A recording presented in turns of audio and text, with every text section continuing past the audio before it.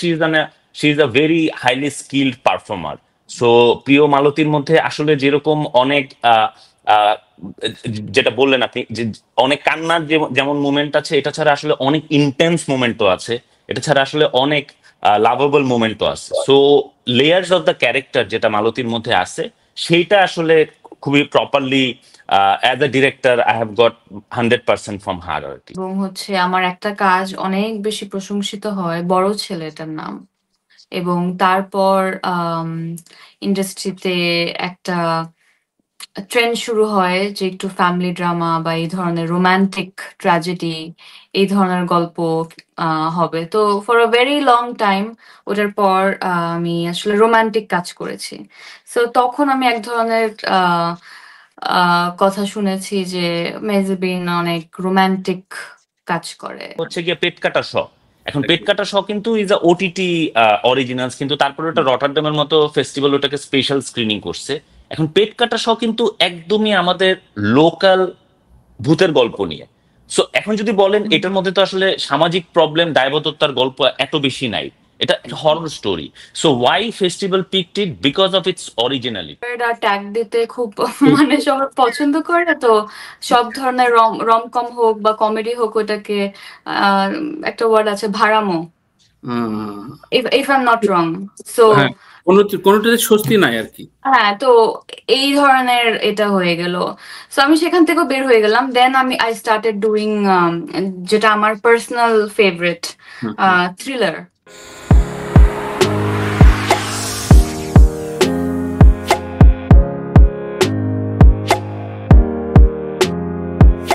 অঙ্ককে এই প্রশ্নের উত্তর রেখে আমি একটু সংযুক্ত প্রশ্ন করি। যেমন কিছুদিন আগে আফজাল ভাই আমার সাথে বললেন যে বাংলাদেশের যে একেবারে চারণ গল্পগুলো নিয়েই ফেস্টিভ্যালে যাওয়া দরকার। মেজামিন যেটা বললেন যে বাংলাদেশকে তখন বাংলাদেশের ফিল্ম মুভমেন্টটা আসলে ফেস্টিভ্যাল থেকেই মানুষ বা ইন্ডাস্ট্রিটা টের পায়, ওয়ার্ল্ড ইন্ডাস্ট্রি। এই জন্য প্রশ্ন করা যে আমার সাথে অনেক ধরনের নির্মাতারা যখন আসে তখন এটা বোকা বোকা প্রশ্নই হবে, তারা বলে যে না ভাই ফেস্টিভ্যালের গল্পটা আলাদা করে করতে হয়, ওরা আসলে আলাদা করে না, যেটা খুব প্রচলিত। বাংলাদেশে দেখলাম বুম ধরে তোমাদের প্রশ্ন করছে যে এটা কি ফেস্টিভ্যাল না কমার্শিয়াল। এই গল্পের চুজটা এবং গ্লোবালি যখন একটা নির্মাতা শঙ্কর নির্মাণ দেখছে তখন বাংলাদেশকে কিভাবে দেখে, এটা মাথায় থাকে কিনা যে ঠিক আছে এটা ফেস্টিভ্যালে করব, সুতরাং গল্পের প্যাটার্নটা আমি একটু এই আসপেক্টসে রাখি। কি মনে হয়, তোমার ব্যাখ্যা কি? না, এটা আমার মনে হয় যে একটা রং পারসেপশনস অ্যাবাউট ফেস্টিভ্যালস এবং how things work at festivals. প্রথমত, ফেস্টিভ্যালের আলাদা কোনো প্যাটার্ন থাকে না। এখন ফেস্টিভ্যাল জিনিসটা আসলে কি হয়, ফেস্টিভ্যালে তো আপনার দেখা গেল পৃথিবীর যত বড় টিয়ারের ফেস্টিভ্যালস আছে, এক একটা ফেস্টিভ্যালে হয়তো বা 500-1000 সিনেমা জমা পড়ে, সেখান থেকে 10টা সিনেমাকে ওরা শর্ট লিস্টেড করে।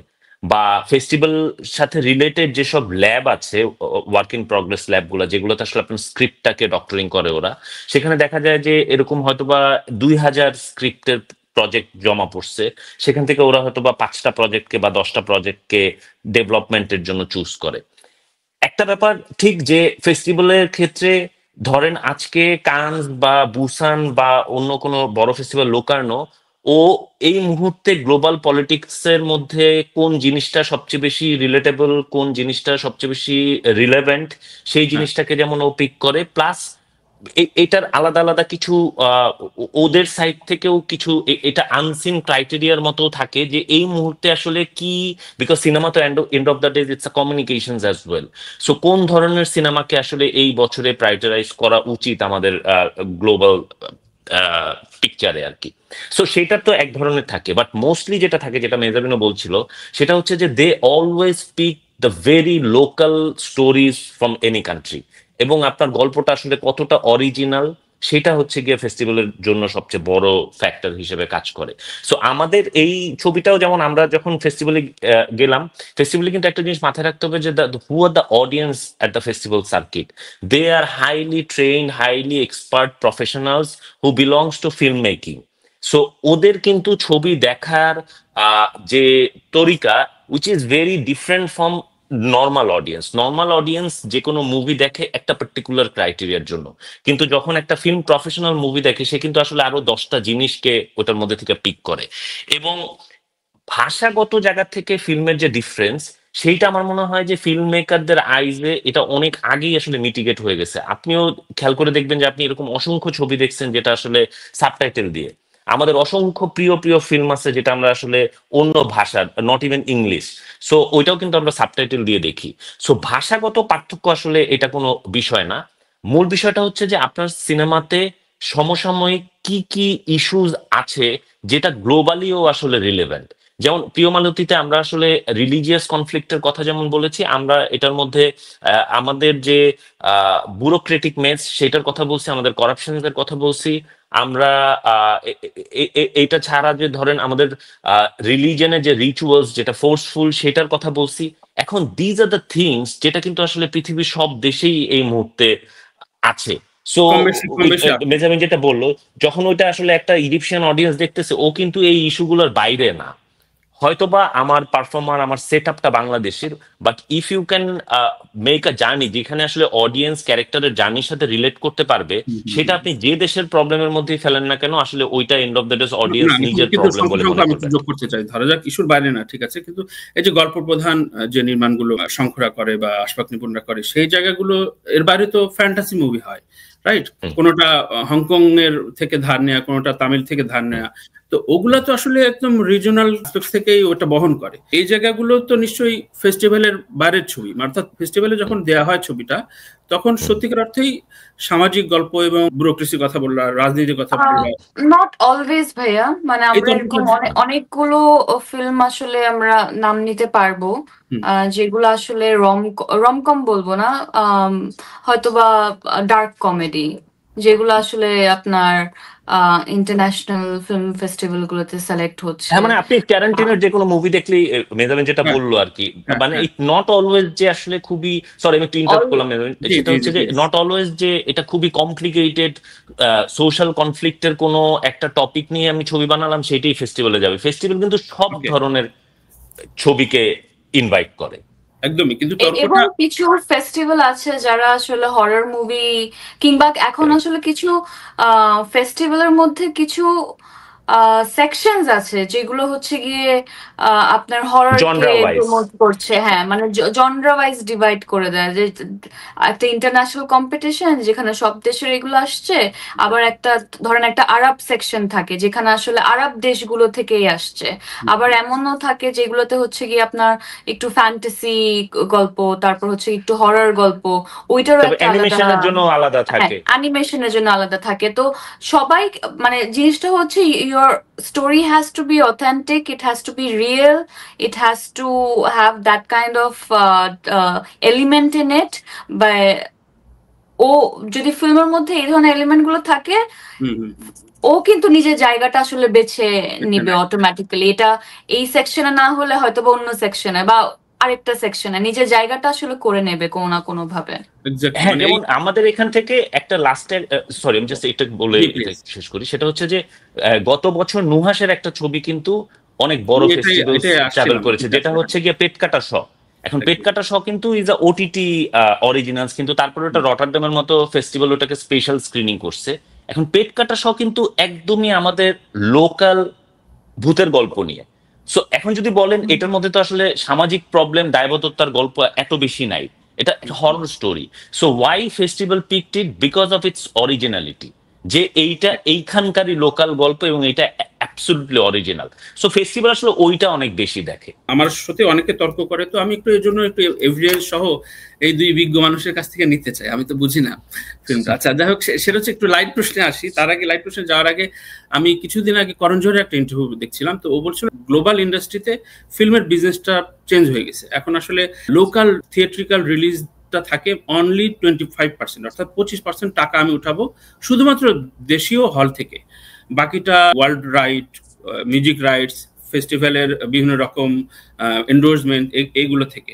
তো তার মানে তো এখন আসলে এই বিভেদটা নাই, কারণ শুধুমাত্র সিনেমা হল কি হবে, সিনেমা হলের জন্য যে কান্নাকাটি আমরা প্রতিটা ছবি রিলিজের আগেই দেখি। হ্যাঁ, তো এটা এই থেকে সরে আসা উচিত কিনা শঙ্খ? মানে প্রত্যেকটা ছবি রিলিজের সময় আমরা শুনি যে ছবি উন্নয়ন করা লাগবে, সিঙ্গেল স্ক্রিন দিচ্ছে না, ওই দিচ্ছে না, কিন্তু ছবির ব্যবসাটা তো শুধুমাত্র বাংলাদেশের হলগুলোর প্রতি নির্ভর করে না। তাই কি? এটা তো এখনের সময় তো আসলে আরো বেশি করে না, কিন্তু এটা একটা জিনিস দুঃখজনক যে আমাদের এবং এইটা আসলে অস্বীকার করার কোনো উপায় নেই যে আমাদের আসলে আরো অনেক বেশি হল থাকা দরকার, হল হওয়া দরকার, এবং সব ধরনের ছবি আসলে হলে চলা দরকার, বিকজ ওইটাও একটা এই বিজনেসটারও এক ধরনের কনসিস্টেন্সি থাকতে হবে। সো এইটা একমাত্র। আর 2 নম্বর বিষয় হচ্ছে যে ছবি তো আসলে শুধুমাত্র কখনোই হল থেকে টাকা জেনারেট হবে বা রেভিনিউটা আর্ন হবে এইটা একমাত্র মাধ্যম হওয়া উচিত না, বিকজ এখন তো আসলে অনেক রকম মিডিয়ামে you can sell the product. আপনি এখন OTT rights, television rights, music rights, sponsors, overseas distribution, national distribution. So window যত ওপেন হচ্ছে আমাদের জন্য তত ভালো, আমাদের জন্য তত ছবি যে বা প্রযোজকদের জন্য যে টাকাটা ইনভেস্ট আমি এই জন্য প্রশ্নটা করছি। ধরো এই যে মিড বাজেট বা মিড ফিল্মরা, এই প্রিয় মালতীর কথা, প্রিয় মালতী যখন রিলিজ পায় তখন এটা আমরা বা আমাদের কিছু সাংবাদিক বা বিক্রেতারা প্রমাণ করতে চায় যে ছবিটা আসলে বাজারে টিকছে না, কিন্তু সত্যিকার অর্থেই ফ্যান্টাসি মুভি বা কমার্শিয়াল মুভিগুলো তো হেরে যায়। অর্থাৎ মানে 5% লাভ, মানে 5% ছবি আসলে ব্যবসা করে কমার্শিয়াল মুভি। আমি কাউকে দোষ দিচ্ছি না, কিন্তু বারবার আমরা প্রমাণ করতে চাই যে এই ধরনের গল্প প্রধান ছবি বাংলাদেশে আসলে টেকে না, খুব স্ট্রাগল করে। কিন্তু আদতে কি হয়, এইসব ছবি কিন্তু ফেস্টিভ্যাল বা বাইরের যেসব রাইটস থেকে মোটামুটি টাকা গুছিয়ে আনতে পারে, আমি আমি আমি যতটুকু দেখছি। তো এই কনফ্লিক্টটার জবাব দেওয়া উচিত কিনা মানে এই আগামী সময়ের ফিল্ম মুভমেন্টে? না না, এইটার জবাব তো আসলে আমাদের মনে হয় যে আমরা এটা বলে জবাব দেওয়ার চেয়ে রাদার কেস স্টাডি তৈরি করে এটার কাউন্টার ন্যারেটিভ তৈরি করাটা ইটস বেটার। এখানে যদিও আমাদের প্রিয় মালতীতে আমরা এখানে ডিরেক্টর এবং লিড কাস্ট ছাড়াও আমাদের দুজনেরও আমাদের এখানে আলাদা করে রোল ছিল যে we also co producer of the film. So যদিও আমাদের মূল প্রডিউসার এখন এখানে নেই, বাট ডেফিনেটলি আমরা উই ক্যান সে দ্যাট প্রিয় মালতী ইজ নেভার এই আজকের টাইমে এসেও it's going to be a successful case studies, আমি যদি এটাকে ফিনান্সিয়াল জায়গা থেকেও ধরি, বিকজ কখনোই এই ধরনের ছবি শুধুমাত্র হলকে টার্গেট করেই আমি রেভিনিউটা আর্ন করবো সেটা করা হয় না, নাম্বার ওয়ান। নাম্বার টু, সাদের ছবিটা ভালো ব্যবসা করছে, এক্লেমড হয়েছে। Right right. এবং নাম্বার টু আরেকটা জিনিস আমি ভাই, সেটা হচ্ছে যে ফিল্ম কখনো কোনো ফিল্মই সব অডিয়েন্সকে টার্গেট করে করা হয় না। আপনার প্রত্যেকটা ফিল্মেরই একটা টার্গেট অডিয়েন্স থাকে, যেভাবে বাজারে অন্য অনেক কিছুরই পার্টিকুলার টার্গেট অডিয়েন্স থাকে, ফিল্মেরও পার্টিকুলার টার্গেট অডিয়েন্স আছে। এবং আমরা এই মুহূর্তে সবাই জানি যে আমাদের সিঙ্গেল স্ক্রিনগুলোর আসলে ইনফ্রাস্ট্রাকচারালি আমরা কোন জায়গাতে এক্সিস্ট করি সিঙ্গেল স্ক্রিনে। সেই জায়গা থেকে তো আসলে মাল্টিপ্লেক্স ছাড়া অডিয়েন্স খুবই স্যাটিসফাইং এক্সপিরিয়েন্স নিয়ে যাবে কোনো ছবি দেখে, সেইটার বাস্তবতা তো এই মুহূর্তে নাই। এবং আমরা যদি দেখি যে যে কথাটা আপনি বললেন, কেউ যদি বলে থাকে যে প্রিয় মালতী কি দেখছে কি দেখছে না, আপনি যদি আজকের রিপোর্টটা দেখেন স্টার সিনেপ্লেক্সের ওভারঅল চেইনে এটা লাস্ট উইকের সেকেন্ড সাকসেসফুল শো ছিল আর কি। সো এখন আমাদের ছবি তো আসলে এইটা আমি ইঞ্জিনিয়ারিং প্রশ্নটা করেছি যে এইসব ছবিকে স্ট্রাগল করার ছবি হিসেবে প্রমাণ করার জন্য আমরা উঠে পড়ে লাগি, কিন্তু এইসব ছবিগুলো উতরে যায়, ছবিটার লগ্নি উঠে আসে।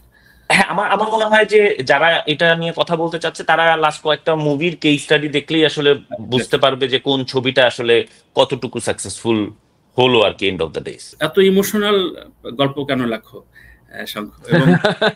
এবং বাঙালিকে কাঁদানোর জন্য নাকি এসছে মেহজাবিন? ওর অধিকাংশ ছবি কাঁদতে কাঁদতে বের হতে হয়, এবং এই ছবি তো আমার পরিবার থেকে শুরু করে বন্ধু বান্ধব যে কজন বলছে যে একদম মানে বুকে লাগা কান্না দেখে বেরোয়েছে। ইটস এ পজিটিভ ওয়ে, কিন্তু সত্যিকার অর্থে ইমোশনাল কুইন কিনা মেহজাবিন? তুমি মেহজাবিনকে কিভাবে ডিসক্রাইব করো শঙ্খ? ও কি ইমোশনাল কুইন হয়ে যাচ্ছে? না, এইটা তো আমি দেখি না, মানে ওইভাবে তো আসলে আমার দেখা হয় না। আমার তো প্রথমত মনে হয়, আমি এটা আরো কয়েক জায়গাতে বলছি যে it is absolute honour to get her on board as a artist for any director. So প্রিয় মালতীর ক্ষেত্রে আসলে I have to go through the same experience, এবং এটার মূল কারণ হচ্ছে যে she is a very highly skilled performer. So প্রিয় মালতীর মধ্যে আসলে যেরকম অনেক যেটা বললেন আপনি যে অনেক কান্নার যেমন মুমেন্ট আছে, এটা ছাড়া আসলে অনেক ইন্টেন্স মুমেন্টও আছে, এটা ছাড়া আসলে অনেক লাভেবল মুমেন্টও আছে। So layers of the character যেটা মালতীর মধ্যে আছে, সেইটা আসলে খুবই properly as a director I have got 100% from her আর কি। একদমই। সো ইমোশনাল কুইনকে একটু প্রশ্ন করতে চাই, কি নিজের চরিত্র বাছার ক্ষেত্রে এটা কি খুব মানে সবচেয়ে পছন্দের জায়গা কিনা? যে আমি জানি আমি আসলে বাঙালি দর্শকের ইমোশনটা বুঝতে পারি। মেহজাবিন? আজকে থেকে আরো অনেক বছর আগে যখন আমি আহ, আম, একদম শুরু করি এবং হচ্ছে আমার একটা কাজ অনেক বেশি প্রশংসিত হয়, বড় ছেলেটার নাম, এবং তারপর ইন্ডাস্ট্রিতে একটা ট্রেন্ড শুরু হয় যে একটু ফ্যামিলি ড্রামা বা এই ধরনের রোমান্টিক ট্র্যাজেডি, এই ধরনের গল্প হবে। তো for a very long time ওটার পর আমি আসলে রোমান্টিক কাজ করেছি। সো তখন আমি এক ধরনের কথা শুনেছি যে মেহজাবিন অনেক রোমান্টিক কাজ করে। সো তখন আমি ওইটাকে ব্রেক করে আমি চেয়েছি যে না, আমি এখন এটা থেকে একটু বের হয়ে আমি এ ধরনের কোনো কথা আসলে শুনতে চাই না, বা আমি একটু টাইপড হতে চাই না। সো আমি একটু অন্যরকম কাজ করব। সো তারপর একটা সময় আসলো যখন অনেক বন্ধু-বান্ধবদেরকে নিয়ে ৩-৪ বন্ধু ট্রিপে যাচ্ছে। এই ধরনের একটা ট্রেন্ড শুরু হয়েছিল। এবং ওই ইউথ ট্রেন্ডের মুভিজ। মধ্যে কিছু অ্যাডভেঞ্চার টাইপের কাজ, বন্ধু-বান্ধব, ফ্রেন্ডস দেরকে নিয়ে হচ্ছে গিয়ে গল্প অনেক বেশি বলা হচ্ছিল। ওরকম কাজ করেছি। তো তখন বলা হয়েছে এই কাজগুলো অনেক আ মানে এটার মধ্যে ডেপথ কম। টু মাচ ফ্রেন্ডশিপ হালকা এখানে। বিষয়। হ্যাঁ, ওরকম আসলে ফ্রেন্ডশিপ বেশি, প্রপার ইমোশন খুঁজে পাচ্ছি না। সো সেখান থেকে আমি বের হলাম। তখন আমার মনে হলো তাহলে আসলে কি করা যায়? কিছু সোশ্যাল মেসেজ নিয়ে একটু কাজ করি। আম তাহলে হয়তো আমাকে একটু কি বলে? একটু ডেডিকেটেড অ্যান্ড হচ্ছে আ সিরিয়াস আর্টিস্ট মনে হুম, করবে। সো তখন হচ্ছে গিয়ে কিছু সোশ্যাল মেসেজ নিয়ে কাজ-টাজ করেছি। তো তখন আবার এরকম যখন একটা টাইম আসলো, তখন আবার শুনলাম যে অনেক বেশি মেসেজ দেয়া হয়ে যাচ্ছে। হুম, সেখান থেকেও আবার চেঞ্জ করলাম। চেঞ্জ করে আমি ভাবলাম অনেক সিরিয়াস হয়ে গেলাম লাইফে। এখন আমি একটু কমেডির মধ্যে হ্যাঁ, নিজেকে প্রমাণ করার চেষ্টা করি। দেখি কি হয়। সেগুলাও করলাম। যখন কমেডি করলাম একদম out and out loud comedy করলাম, রম-কম করলাম। তো তখন ওইটাকে বাংলাদেশে তো ওয়ার্ড আর ট্যাগ দিতে খুব খুব মানে সবাই পছন্দ করে না। তো সব ধরনের রম-কম হোক বা কমেডি হোক, ওইটাকে আ একটা ওয়ার্ড আছে ভাড়ামো। আ if I'm not wrong. So হ্যাঁ, কোনটাতে স্বস্তি নাই আরকি। হ্যাঁ, তো এই ধরনের এটা হয়ে গেল। সো আমি সেখান থেকেও বের হয়ে গেলাম। দেন I started doing যেটা আমার পার্সোনাল ফেভারিট, হুম, হুম। থ্রিলার। সো থ্রিলার জনরার কাজগুলো করলাম। সো ওই কাজগুলো অনেক প্রশংসিত হয়েছে। লাইক পুনর্জন্ম অ্যান্ড অল। আম তখন আবার বলল, "ও এরকম থ্রিলার কাজ, কাটাকুটি, রক্ত, মেহজাবিন মানেই হচ্ছে গিয়ে এরে মেরে ফেলতেছে, ওকে মেরে ফেলতেছে, এই হয়ে যাচ্ছে।" কাজ প্রশংসিত হচ্ছিল, মানুষ দেখছিল, সেটা আলাদা কথা। সো আসলে কথা না কখনো শেষ হবে না। শেষ হবে না। Right, right. আমার এবং কাজ হচ্ছে কাজ করা এবং সব ধরনের জনরাতে নিজেকে ইনভলভ করা। এখান থেকে আমি শিখতেও পারি, আমার এক্সপেরিয়েন্স হয় এবং অ্যাজ অ্যান আর্টিস্ট আমি মনে করি আমি ইভলভ হতে পারি। এই এক্সপেরিয়েন্স গুলো আমার দরকার। সো আমি আসলে কোন জনরাতে ভালো, কোন জনরাতে খারাপ, এটা অডিয়েন্স ডিসাইড করুক। কারণ আমি আমার মতো করে চেষ্টা করে যাব। এখন অডিয়েন্স আসলে কোনটাকে বেশি রিসিভ করবে না করবে, এটা আসলে তাদের চয়েস। আই একদমই। তারপরেও আই সুপারস্টারদের উড কথা কিছু ভাবতে হয় না মেহজাবিন? সুপারস্টারদের অনেক কিছু ভাবতে হয়। Superstar is a very a Yeah, I mean it. So, different আমি ওয়ার্ড, আমি বাট ভাবতে হয় যে কত আমার কিছু মনে হয় ভাইয়া মানে ভাবাভাবির চাইতে হচ্ছে গিয়ে কাজ করাটা বেশি জরুরি, এবং সব ধরনের কাজ করে সব ধরনের দর্শককে হ্যাপি রাখা জরুরি। কারণ আজকে আমি আমার প্রথম মুভিটা যখন এই ধরনের একটা গল্প নিয়ে আমি এসেছি, তো hmm, there is a set of audience যারা বলছে না আরেকটু রোমান্টিক কিছুতে দেখতে চাই, আরেকটু হালকা মেজাজের গল্প হলে ভালো হতো প্রথম মুভি। সো এখন অনেকজন বলছে যে this is my perfect start, perfect beginning. আর এরকম চরিত্র নিয়ে এই চরিত্রটা মানুষ মনে রাখবে অনেক জি। অনেক দিন। আহ তাতে হ্যাপি। আবার there are people who are not very much happy। ওরা বলছে না আমার একটু মেহজাবিনকে ওই আগের মেহজাবিনকে দেখতে চাই। যখন ও অনেক রোমান্টিক ছিল, রোমান্টিক জনরাতে কাজ করতো। তো you can never make anyone happy, happy but আমরা আমাদের কাজ করে যাব, যার যেটা পছন্দ সে সেটা বেছে